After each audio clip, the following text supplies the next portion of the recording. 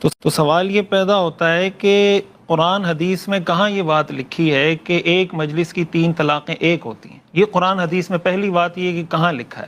اب میں حنفی کتاب کا حوالہ دینا چاہتا ہوں. جی بالکل. حنفی کتاب میں کیا لکھا ہوا ہے پتہ ہے؟ اور یہ تمام تر دیوبندی بریلوی کے لیے ایک سوغات ہے. یہ توشہ ہے، توشہ، تحفہ ہے، تحفہ، تحفہ یہ لوگ لے لیں. چنانچہ حنفی کی کتاب ہے تحتاوی حاشیہ در مختار، جلد نمبر 6 اور صفحہ نمبر 115. کس کی کتاب ہے؟ حنفی کی فقہ کی کتاب ہے در مختار، تحتاوی حاشیہ در مختار، جلد نمبر 6 صفحہ نمبر 115. یہ ایک ہی کتاب میں نہیں ہے، اور بھی کتابوں کے حوالے دیتا ہوں. جامع الرموز، جلد نمبر 1 صفحہ نمبر 506، اور مجمع الانہر شرح منتقى الابہر، جلد نمبر 2 صفحہ نمبر 6. بیروت سے کتاب چھپی ہے. کہاں سے چھپی ہے یہ کتاب؟ بیروت لبنان سے چھپی ہے. یعنی کتنی کتابوں کے حوالے ہو گئے؟ 1 2 3 حنفی کتابوں کے حوالے دے رہا ہوں. اس میں لکھا ہوا ہے وَعَلَّمْ، اور میں اس موقع پر ایک شعر کہا کرتا ہوں، تو اگر میرا نہیں بنتا نہ بن، اپنے گرو گھنٹال کا تو بن.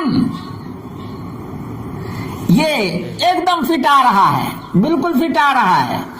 اس میں لکھا ہوا ہے وَعْلَمْ أَنَّ فِي الصَّدْرِ الْأَوَّلِ إِذَا أُرْسِلَ الثَّلَاثُ جُمْلَةً لَمْ يُحْكَمْ إِلَّا بِوُقُوعِ وَاحِدَةٍ إلى زمن عمر رضی اللہ عنہ ثم حكم بوقوع الثلاث لكثرته بين الناس تهديدا.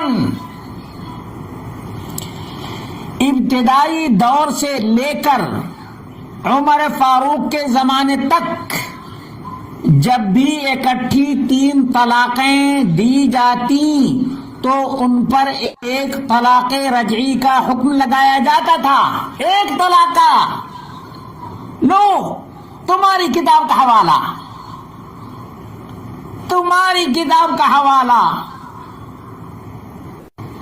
پھر جب یہ عادت لوگوں میں کثرت سے پھیل گئی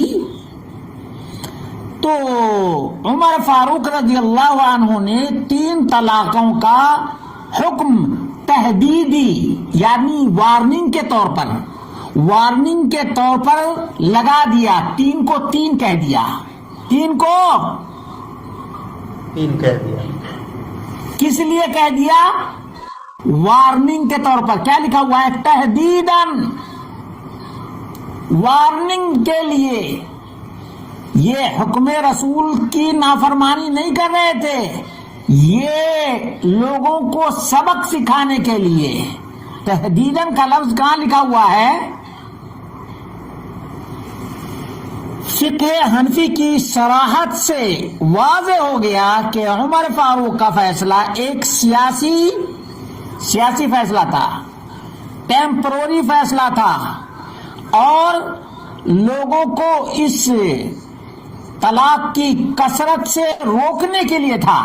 طلاق کی کثرت سے روکنے کے لیے تھا. اور نبی اکرم صلی اللہ علیہ وسلم کا جو فیصلہ تھا وہ شرعی فیصلہ تھا. عمر فاروق کا فیصلہ سیاسی فیصلہ تھا. یہ کون کہہ رہے ہیں؟ یہ حنفی علماء کہہ رہے ہیں، اور یہ آج کے علماء نہیں ہے، یہ انگریز کی آمد سے پہلے کے علماء ہیں. انگریز کی آمد سے پہلے کے یہ علماء ہیں. یہ مختلف زمانوں میں یہ کتابیں لکھی گئی ہیں. تحتاوی حاشیہ در مختار، جامع الرموز، مجمع الانہر، یہ سب کتابیں آج کی نہیں ہیں. کمال کی بات ہے، انگریز کی آمد سے بہت سالوں پہلے، کسی 500 سال پہلے، 700 سال پہلے، ایسے